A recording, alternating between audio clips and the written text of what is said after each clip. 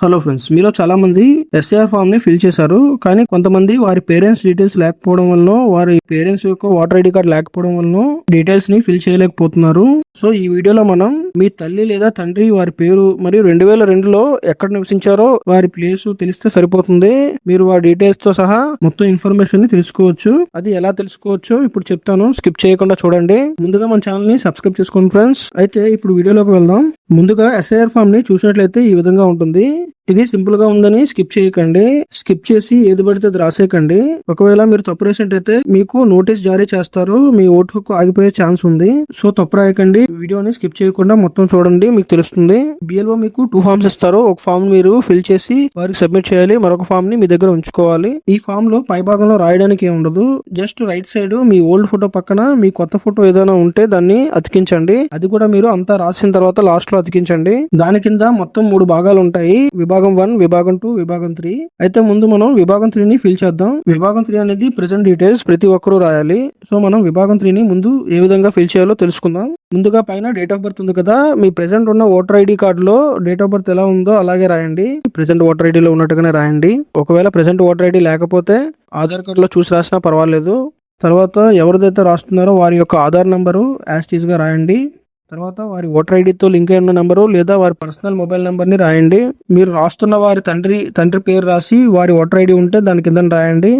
Same అలానే మీరు రాస్తున్న వారి తల్లి పేరు రాసి వారి ఓటర్ ఐడి ఉంటే కింద రాయండి. ఓటర్ ఐడి అనేది ఆప్షనల్. ఒకవేళ లేనట్టయితే మీరు అవాయిడ్ చేసిన ఇష్యూ లేదు. దాని తర్వాత లాస్ట్ లో మీకు గనక మ్యారేజ్ అయినట్టయితే భర్త లేదా భార్య యొక్క పేరు రాయండి.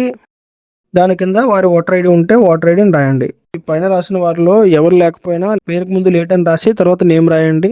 దాని తర్వాత లాస్ట్ లో వారి సంతకం చేయాలి. ఒకవేళ వారు లేకపోవడం వలన వారి ఫామ్ ని వేరే వాళ్ళు ఫిల్ చేసినట్టయితే కొడుకు లేదా కూతురు, బ్రదర్ లేదా సిస్టర్ ఎవరైతే రాస్తున్నారో వారి సంతకం చేయాలి. వారి సంతకం చేసి పక్కన వారి బంధుత్వం రాయాలి. ఇప్పుడు విభాగం 1, విభాగం 2 ని ఏ విధంగా ఫిల్ చేయాలో చూద్దాం.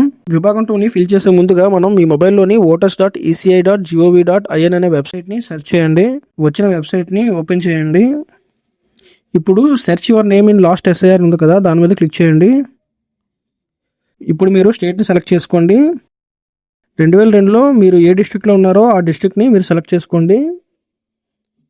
తర్వాత elector full name in last SIR ఉంది కదా, మీరు ఎవరిదైతే చెక్ చేద్దాం అనుకుంటున్నారో వారి ఫుల్ నేమ్ ని ఓటర్ ఐడి కార్డులో ఎలా ఉందో అలాగే రాయండి. రాసిన తర్వాత కింద క్యాప్చా ఎంటర్ చేసి సెర్చ్ ఆప్షన్ మీద క్లిక్ చేయండి. ఇప్పుడు ఆ పేరుకు అటు ఇటుగా స్పెల్లింగ్స్ ఉన్న కొన్ని నేమ్స్ లిస్ట్ వస్తుంది. వాటిలోని మీరు ఎవరినైతే చెక్ చేస్తున్నారో వారి నేమ్ ని సెర్చ్ చేయండి. కొంతమంది పేరు సేమ్ ఒకేలా ఉంటే వారి స్ట్రీట్ నేమ్ మరియు వారి బంధుత్వ నేమ్ని బట్టి మీరు ఫైండ్ చేయొచ్చు. మీ ఫాదర్ నేమ్ని బట్టి, వారి పోలింగ్ బూత్ నంబర్ని బట్టి మనం ఐడెంటిఫై చేసుకోవచ్చు. లేదా అప్పటి వారి డేట్ ఆఫ్ బర్త్ ని బట్టి మీరు నేమ్ ని ఈజీగా సెర్చ్ చేయొచ్చు. అయితే ఇప్పుడు ఆ డీటెయిల్స్ ని స్క్రీన్ షాట్ తీసుకొని పక్కన ఉంచండి. తర్వాత మళ్ళీ అదే వెబ్సైట్లోకి స్టార్టింగ్లోకి వెళ్ళండి. వెళ్ళిన తర్వాత లాస్ట్ ఎస్ఐఆర్ మీద క్లిక్ చేయండి. తర్వాత అక్కడ సెర్చ్ ఇన్ లాస్ట్ ఎస్ఐఆర్ ఈ రోల్ అని ఉంది కదా, దాని మీద క్లిక్ చేయండి. తర్వాత స్టేట్ని సెలెక్ట్ చేసుకోండి. డిస్ట్రిక్ట్ని కూడా సెలెక్ట్ చేసుకోండి. తర్వాత అసెంబ్లీ కాన్స్టిట్యుయెన్సీ అని ఉంది కదా, దాన్ని మనం లాస్ట్ స్క్రీన్ షాట్ తీసుకున్నాం కదా, ఆ స్క్రీన్ షాట్ లోని డిస్ట్రిక్ట్ పక్కన రాసి ఉంటుంది. ఆ డిస్ట్రిక్ట్ పక్కన రాసి ఉన్నదాన్ని మనం ఇక్కడ అలాగా సెలెక్ట్ చేసుకోవాలి. తర్వాత డిస్ట్రిక్ట్ పక్కన polling station number and name అని రాసి ఉంటుంది. అదే నంబరు అండ్ నేమ్ ని మనం ఇక్కడ సెర్చ్ చేసుకొని నెక్స్ట్ బాక్స్ లోని సెలెక్ట్ చేసుకోవాలి. తర్వాత వ్యూ మీద క్లిక్ చేయండి. అయితే ఇప్పుడు ఆ డీటెయిల్స్ ని స్క్రీన్ షాట్ తీసుకొని పక్కన ఉంచండి. ఇప్పుడు మీరు విభాగం 1, 2ని ఏ విధంగా ఫిల్ చేయాలో చెప్తాను చూడండి. ఇప్పుడు మీరు విభాగం 1లో మీకు 2002లో ఓటు హక్కు ఉండి అప్పటి లిస్టులో మీ డీటెయిల్స్ ఉన్నట్టయితే విభాగం 1ని ఫిల్ చేయాలి. అంటే 1984 బిఫోర్ మీరు పుట్టి ఉండాలి. వాటి డీటెయిల్స్ ని ఇక్కడ విభాగం 1లో రాయాలి. అయితే ఇప్పుడు వీటిలో మొదట ఓటర్ పేరు ఉంది కదా, అక్కడ మీ పేరు ఎలా ఉందో అలానే రాయాలి. దాని కింద ఈపీఐసి నెంబర్ ఉంది కదా, దాన్ని మీరు లాస్ట్ స్క్రీన్ షాట్ తీసుకున్న వాటిలోని లాస్ట్ లో ఉంటుంది కదా నెంబరు, అది ఈపీఐసి నెంబరు. ఆ ఈపీఐసి నెంబర్ ని ఇక్కడ మీరు ఎంటర్ చేయాలి.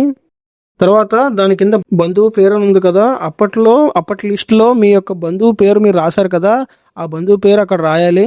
దాని కిందన అతని బంధుత్వం మీకు ఏమవుతుందో అన్నది రాయాలి. దాని కింద 2002 అప్పటి యొక్క జిల్లా పేరు రాసి అప్పటి యొక్క రాష్ట్రం పేరు రాయండి.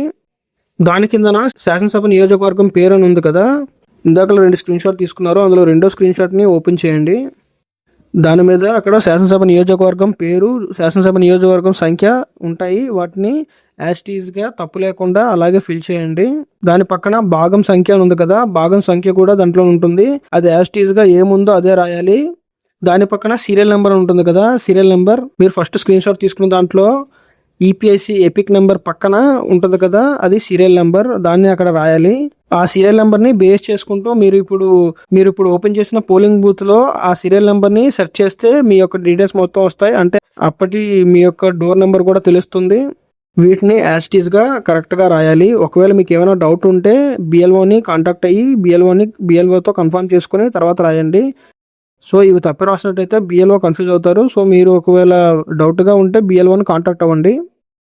ఇప్పుడు ఇక్కడ సీరియల్ నెంబర్లోని మనం చెక్ చేసిన వాటిలో స్టార్టింగ్ ఒక సీరియల్ నెంబర్ ఉంది కదా, మనం స్క్రీన్ షాట్ తీసిన వాటిలో స్టార్టింగ్ సీరియల్ నెంబర్ ఉంది కదా, అవి రాయకూడదు. మన పోలింగ్ బూత్లో మన యొక్క సీరియల్ నెంబర్ ఉంటుంది, ఆ సీరియల్ నెంబర్ మాత్రమే రాయాలి.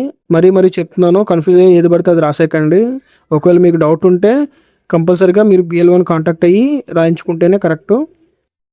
సో ఇప్పుడు మనం 2002లో మీకు ఓటు హక్కు లేకపోయినా, అప్పట్లో మీరు ఓటు వేయకపోయినా, మీరు విభాగం 1ని వదిలేసి విభాగం 2ని ఫిల్ చేయాలి. అయితే విభాగం 2లో మీ డీటెయిల్స్ రాయకూడదు, మీ ఫాదర్ లేదా మదర్ యొక్క డీటెయిల్స్ మాత్రమే రాయాలి. ఇక్కడ చాలా మంది కన్ఫ్యూజ్ అవుతారు. సో మీ డీటెయిల్స్ మాత్రం అక్కడ రాయకూడదు. సో ఇక్కడ విభాగం 2లో మీ ఫాదర్ రాసినా, మదర్ రాసినా, మీ గ్రాండ్ మదర్, గ్రాండ్ ఫాదర్ ఎవరు రాసినా పర్వాలేదు. వారి యొక్క డీటెయిల్స్ యాజ్ ఇట్ ఈస్గా అప్పటి లిస్టులో ఎలా ఉన్నాయో 2002 లిస్టులో అలాగే రాయాలి. ప్రస్తుతానికి మా ఫాదర్ యొక్క అప్లికేషన్లో రాసిన డీటెయిల్స్ని నా యొక్క అప్లికేషన్లో రాస్తున్నాను. ఎందుకంటే 2002లో ఓటు హక్కు లేదు కాబట్టి సేమ్ మీరు కూడా అలాగే చేయండి. ఒకవేళ మీకు 2002లో ఓటు హక్కు లేకపోయి ఉంటే. అయితే ఫోటో మాత్రం మనదే అంటించాలి, అది మాత్రం గుర్తుపెట్టుకోండి. డీటెయిల్స్ మీ మదర్వి, ఫాదర్వి రాసిన ఇది మీ అప్లికేషన్ అయితే మీ ఫోటో మాత్రమే ఉండాలి, అది మాత్రం గుర్తుపెట్టుకోండి.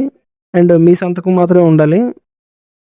సో ఫామ్ని బిఎల్ఓకి అలాగే సబ్మిట్ చేయండి. బిఎల్ఓ మీ ఫామ్ని వెరిఫై చేసుకొని అప్డేట్ చేస్తారు. ఒకవేళ మీ ఫామ్ని వెరిఫై చేసుకొని ఆన్లైన్లో అప్డేట్ చేశారో లేదో చూడడం కోసం నెక్స్ట్ వీడియోని చూడండి. ఆ వీడియో బట్టి మీరు ఆన్లైన్లో చేశారో లేదో ఈజీగా తెలుసుకోవచ్చు. మీకు కనుక ఈ వీడియో ఇన్ఫర్మేటివ్ అనిపిస్తే వీడియోని లైక్ చేసి మన ఛానల్ని సబ్స్క్రైబ్ చేసుకోండి ఫ్రెండ్స్. ఇలాంటి మరిన్ని ఇన్ఫర్మేటివ్ వీడియోస్ నేను చేస్తుంటాను. Please check my channel. Thanks for watching friends. See you in the next video.